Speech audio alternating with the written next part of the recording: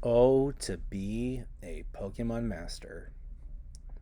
Well, after deciding to make a video tonight, here we are at video 6 out of 7 that are planned. So, it's been a while that I've been gone, but hey, when I'm back, I'm back. And I'm definitely in a creative mode. So, I wanted to bring this up because right before I finished with those last videos and had them posted, I got to thinking about video number 7, which is going to be me talking about YouTubers who I recommend. Now, with that said, I do want to bring up something that came to mind during that.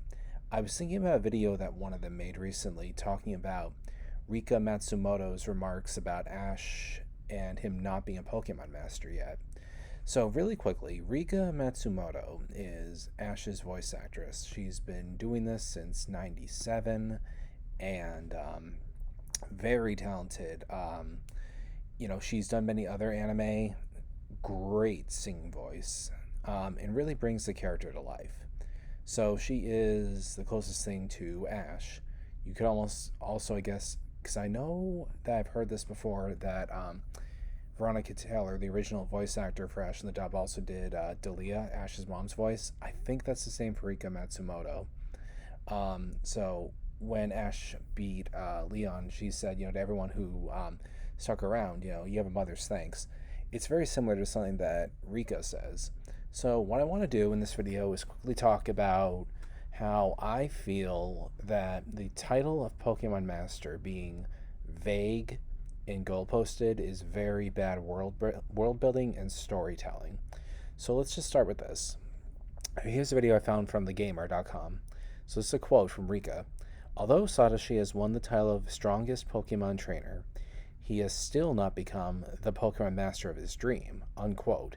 Matsumoto said about Ash, who was called Satoshi in the Japanese version of the show, quote, "It's been 15 years since I began playing Satoshi and he's worked hard during this battle."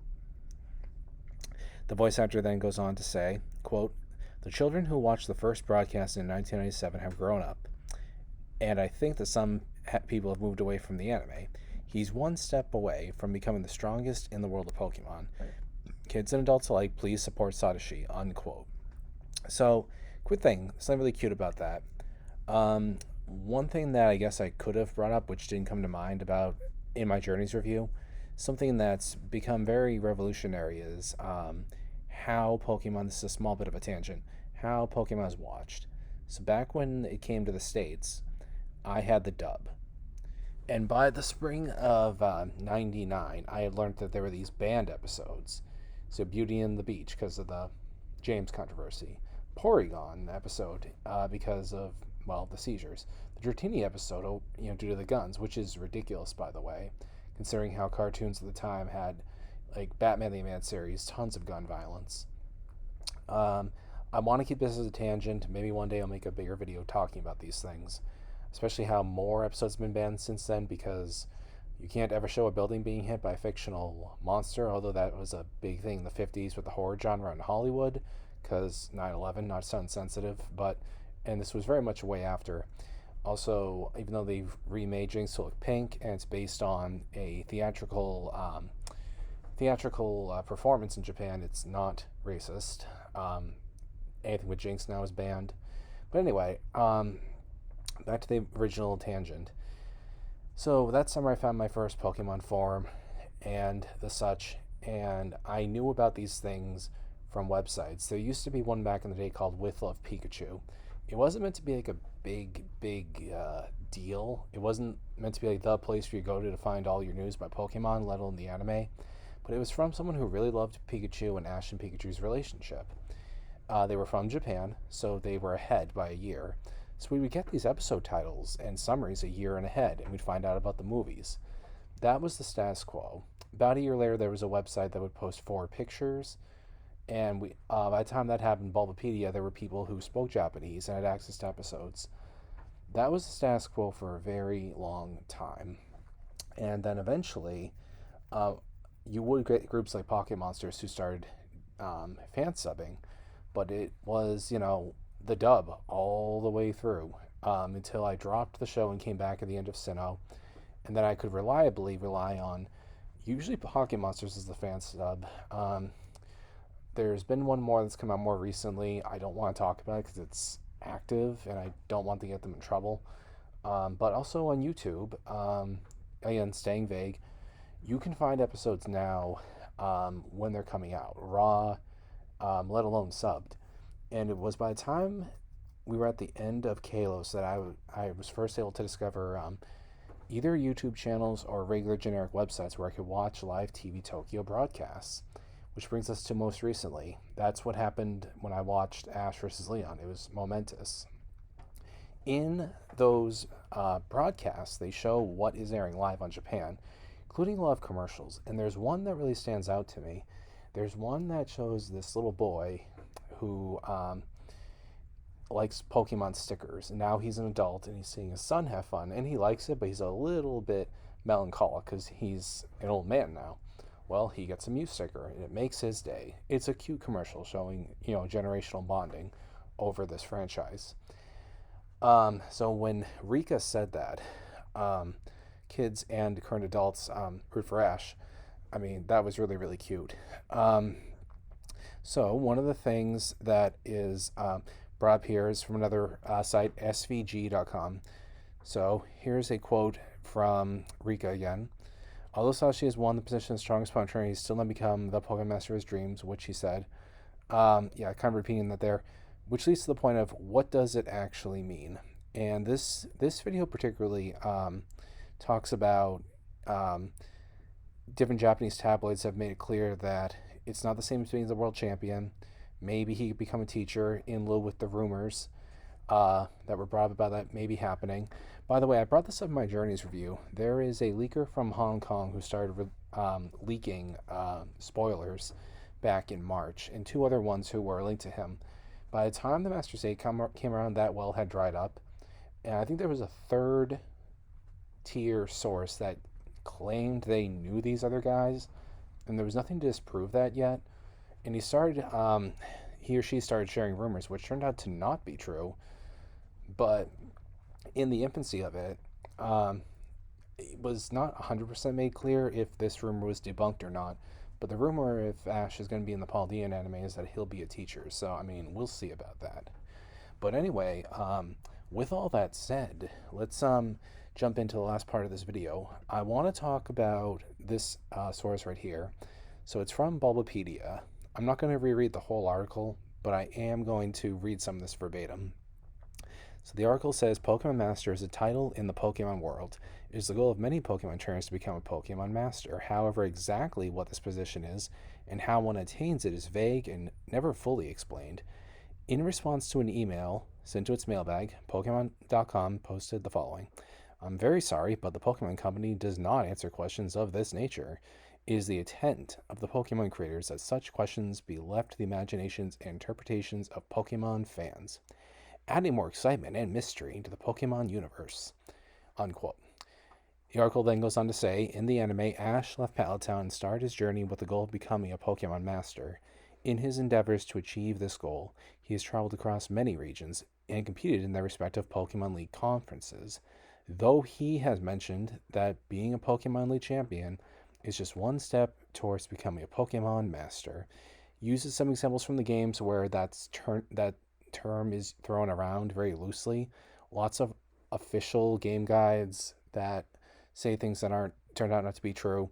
One of the most popular ones is catching all the Pokemon, specifically Mew and Mewtwo. Let's get into that, especially with how Nintendo of America really pushed the Gotta Catch 'em All promo. If you watched Pokemon for more than, I would say, because Misty and Brock get on Ash's case in the episode where he catches Krabby about him not catching a lot of Pokemon. I think it's safe to say by the time you get to around Sabrina, where he doesn't keep Haunter, and he's caught a total of 7 Pokemon with a few evolutions, the goal of the show isn't for Ash to catch every Pokemon. So that's not how you become a Pokemon Master. They even introduced this again with Go, nothing about being a Pokemon Master in there. So is it becoming the strongest trainer? Let's just cut to the chase. No, Ash said so himself. Why would being a teacher specifically after doing this make you a Pokemon Master? I don't think That makes a lot of sense. Whether it is or isn't the thing and it's a stepping post, I think is silly and unnecessary. Why couldn't you be the second strongest trainer in the world and be a teacher and have that make you a Pokemon master if it's just high requirements, you know?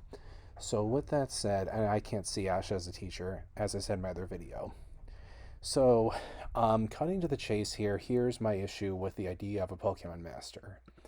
I think it would have been fine if it had been the issue of Ash needs to catch every Pokemon, because if he does, that is what makes him a Pokemon master. But they introduced the idea of him not doing that very long ago. So it should have been if he became the strongest champion in the world. That should have been it. The problem with them doing this vague idea of a Pokemon master is they can keep on making the series go on and on and on. And look, I know everything is about money. I mean, I follow a lot of other franchises, but if you look at complaints recently that have come out about how people feel about Phase 4 of the MCU, for example, to the point that Marvel took that so seriously that they're going to be changing up for 5 and 6, you can see that's because of money. Star Wars used to be a thing where, every 3 years there'd be a movie and then decades would go by.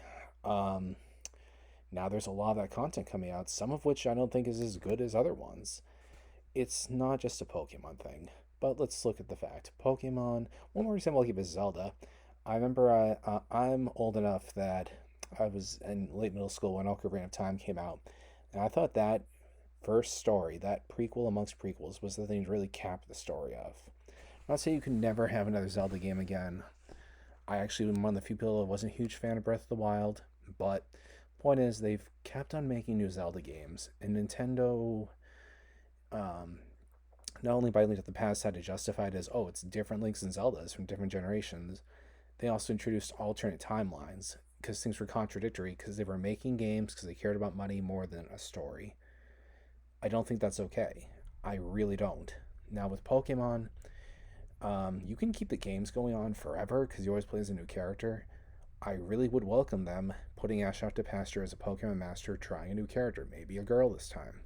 With that said, the thing for the longest time was that top heads would not let Ash win a league because the assumption then would be, well, wouldn't that make him a Pokemon master? Yeah, I mean and besides,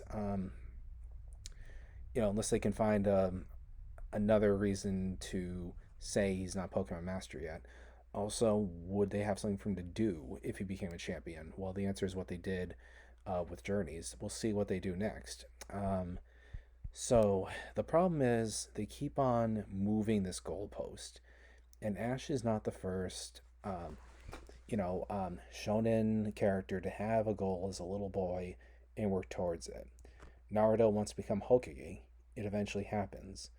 I don't follow One Piece, but I know a very small amount, which is, Yuffie wants to find the One Piece, become the strongest pirate.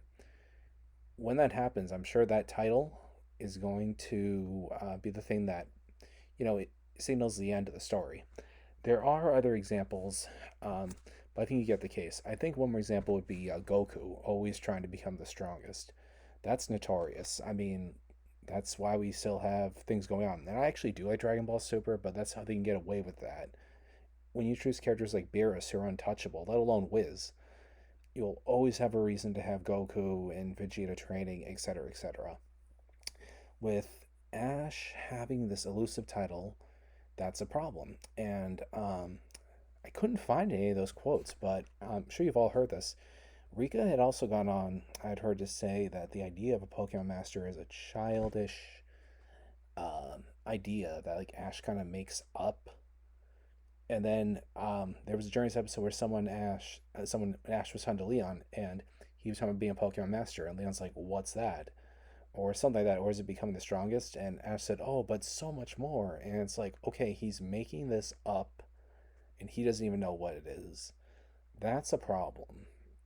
Even if they want to do something as shameless as make Ash a Pokemon Master now that he is the champion of the world, but still keep his story going, cause money. They don't want to risk things without using him as the same character. That would be one thing. So what this all comes down to is this. When you have a goal that you start with the first chapter in the first book of a story, first episode of a TV show, it's disrespectful to the followers that read or watch your story to dangle this in front of them and keep on pulling it away and pulling it away and pulling it away. We've been we've been given small things to keep us satisfied. Up until Tobias Ash got further in his gold, it was a very good league. Almost got it. There was a huge backlash that hasn't healed with the Kalos League. Then he became champion. Now he is the champion of the world. And that's kept a lot of people satisfied. Me too. But looking ahead, I'm like, I don't think it's a good idea. I don't particularly hate the idea if they keep Ash around. Um, I don't even know if that's going to be enough to keep me watching, keep me excited. I'm going to finish what they have going right now, but might be a thing where if I review these things, it's going to be maybe every year. Just quick half-hour video going over what I thought about that first year. We'll see. It has to be something that keeps me invested. And just taking away this goal and pushing it more and more and more is not going to make me want to watch it more than just giving him the title and keeping it going. Anyway, those are my thoughts on that. Peace out.